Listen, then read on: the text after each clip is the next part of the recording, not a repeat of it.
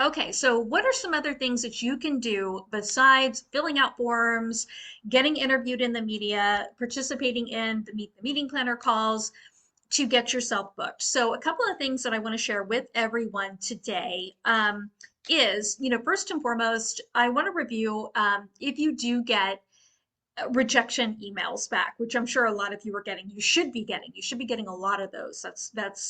That's a good sign. But if you are getting these emails where they are telling you, hey, we've already, thanks for submitting and it wasn't accepted, if there is someone's information down at the bottom, meaning it didn't come from like a no reply type email, I like to email them back and say, hey, thank you for letting me know. I really appreciate that. I would love to reapply next year, just out of curiosity. And I didn't mean to spit at the camera. Are there any upcoming other events like webinars, smaller events that you may be looking for speakers for that I could apply to? Would it be the same process? And by the way, if you do have any feedback for me, I would love to hear it, what positive, negative, and different. Sometimes they will email you back and sometimes they won't. If they don't take it personal. Keep in mind, usually when they're sending out rejection letters, it goes out to hundreds of people. So they can't always reply back. So that's a good way to potentially generate a couple of things for you and to get some feedback too. So if there's a different thing that you should be doing for that particular event, then great. You can kind of address it at that time. But it's kind of like a last ditch effort. And if they do email me back, then I put that on my Excel spreadsheet for meeting planners to follow up with. And I just kind of follow my own guidelines. So if they tell me, yeah, we have something coming up in June, okay, great. If it's okay with you, I'd love to reach out to you in May. Would that work? And if they say yes, great, then I highlight it in yellow so I know that's a future email or call that I need to make to that meeting planner. So keep in mind too with this, follow up is crucial with this. I think a lot of you have been getting book, whether you're watching the recording or you're here live, I know a lot of people have been getting emails back saying, hey, we want you to come and speak, but they don't have a date set yet, or maybe not a location. That's pretty much, keep it in mind, unless you get something booked on your calendar, treat it as a done deal. What I normally do with those, I have two for next year, or actually three, that we don't have a firm date yet. They want me to come and speak. It's just a question of when. So same thing, always set up that next step and email them or call them and say, hey, yes, I definitely want to come and speak. My calendar does fill up pretty quickly, so let me know as soon as you can, what particular date in June, July, whatever month they're looking at, or whatever location it's going to be in that could be an issue for you. So always make sure you're setting up the next step. Don't always leave it up to them. If they tell you, hey, I'll know in January, okay, great. If I don't hear from you by the second week in January, I will probably reach out and give you a call. Would that be okay? So even if they tell you they're going to call back, set up an extra step just in case, because meeting planning, it's a busy, unique job. It's not what I do or what you do. It's just a unique job that has a lot of different facets to it. So uh, part of being easy to work with is, again, setting up that next step. Make it easy for them.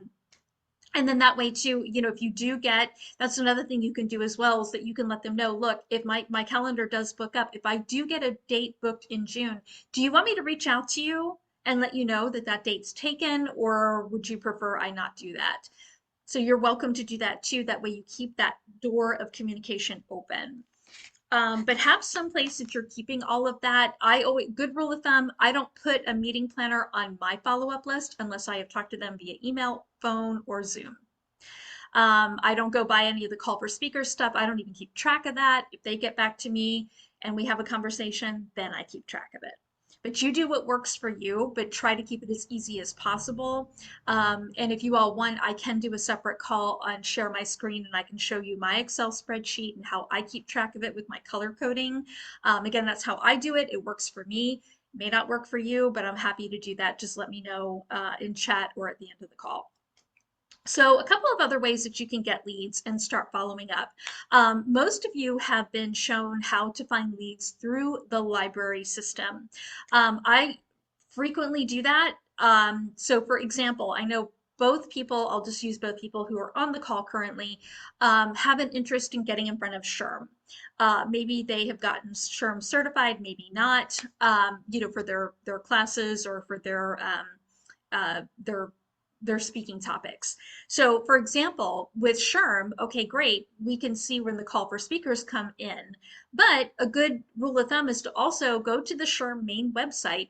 We have on our backend content, if you click on the speaker in a box content, there is a page there where it says association reviews. If you click on that, we do association reviews all the time. I don't know that SHRM is on there. They might be, you'll have to check. But if there's ever an association that you want me to do a review on, meaning going over the site, where to find their specific chapters, state and local, I'm happy to do that. Just fill out the form or shoot me an email, either one. But for example, we'll use SHRM. So you can go to the SHRM main website and find their state chapters. From there, you can go to the state site, look to see if they have an open call for speaker open, go ahead and fill it out. Again, I've gotten booked several times where I have filled out that application. One time it was 4 times, and I did it. It was an accident. I don't know how I did it. I think I submitted different topics, but long story short, I got booked and I got paid. So it's not going to hurt you by any means to do a duplicate form. So if you have the form, you filled it out, and then still I go take it a step further and I tell the state director, hey, I just filled out your call for speaker form. I don't know if there's any other opportunities coming up that I may be a good fit for. Please advise, or just reaching out, doing a very short, brief email. Okay. And then once they continue that conversation with you, give them more details. So spoon feed content to them, don't word vomit on them. You can do the same thing when you get to the state chapter.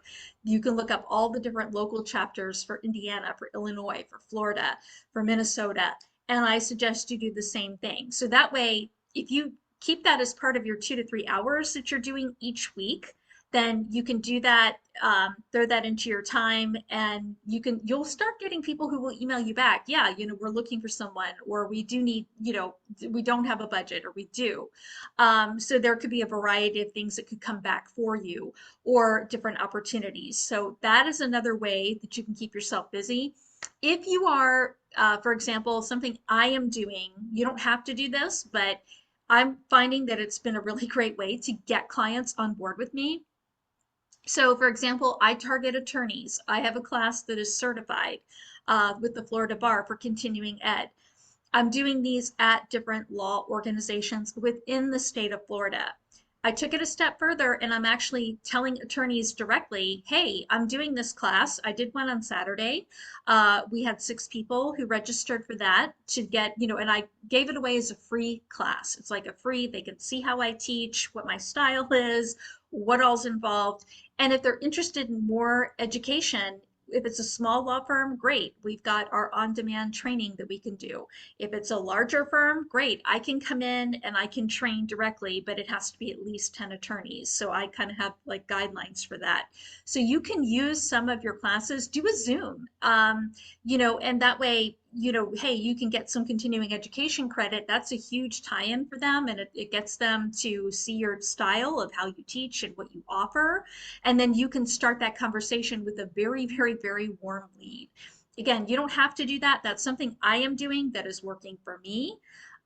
So completely up to you. So that's another option that you can do as well. So if you're looking for people who are HR people, you can do, still apply to speak at SHRM, and, if they have a budget to pay you, great. Because as always, the money's in the audience. But you can also use the library resource and pull VP of HR for your surrounding area, or for whatever area you want to target. Pick up the phone and call them and say, hey, I have this class. It's for HR people. I would love if you can do the Zoom. It's free. If you want me to come and do it in person, I have to charge for that. But again, it's a great way, if you are going to do a giveaway, where you can actually get them to register for your event. Now, if you don't have event type software like we do on our site, you can still say, look, I'm doing this on what, give them 2 or 3 dates, send them an email, let them pick a date, and then send them the Zoom information. You don't have to make this fancy by any means. But one thing that I will suggest is that if you can use Wufoo for this. Wufoo is a free form source. You can use Google Forms or Google Docs, whatever. But get, like a registration form where you have their name, the company name, their title. And then I like to ask one or two questions. So do that according to what you're looking for.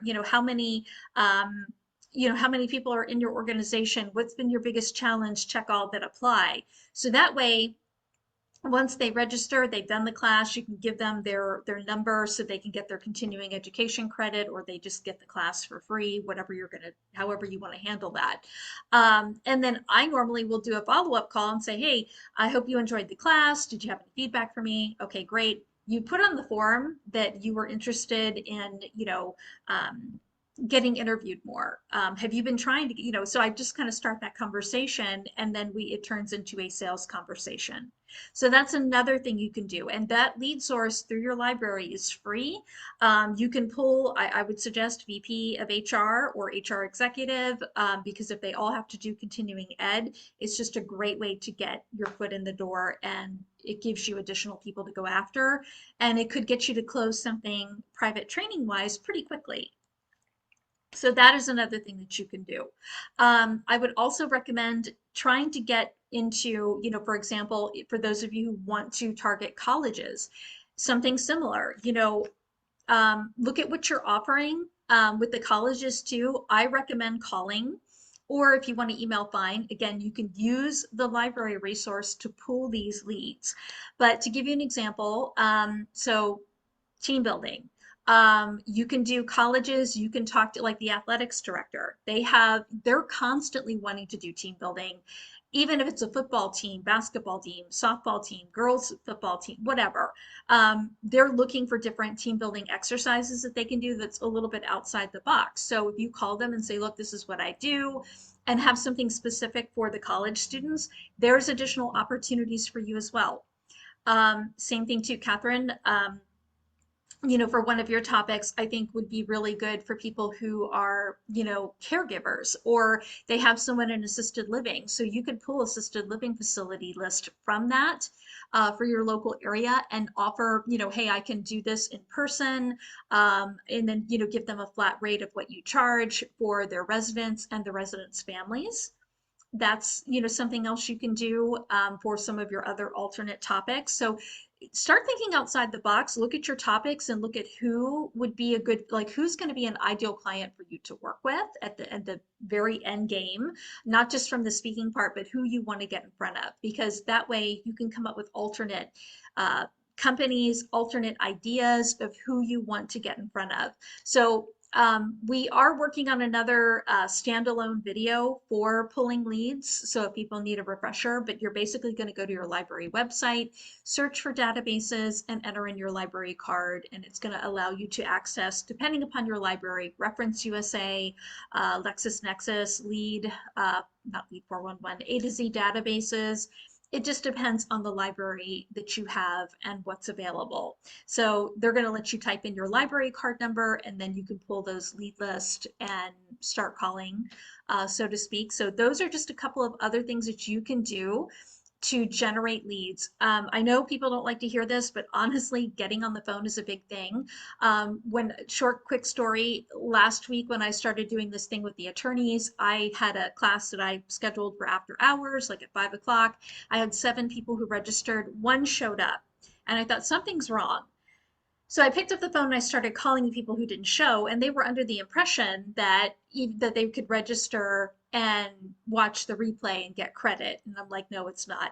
It's not like that. I didn't get credit that way. It's a live class. It has to be instructor led. You have to come to one of the other ones. So with that, I was still able to have conversations with a few of them that were like, yeah, we're a small firm, but we do look for training, but, we wouldn't be a good fit for you to come in. That's okay. I have on-demand learning. So I was able to have that conversation to close a couple of deals, not big ones, but some small ones. So everybody wants to email, and that's like sometimes the worst thing you can do because things get construed with email. So I always recommend pick up the phone and call. You all have great topics. You can help people. people and businesses and colleges, they all need to hear what you have to say. So, do them a service by calling them and saying, look, this is what I have, this is what I can do, and this is what I can offer. So those are just a couple of other things that you can do to get some leads and get some business flowing your way and start having conversations pretty quickly. So I'm going to go ahead and stop.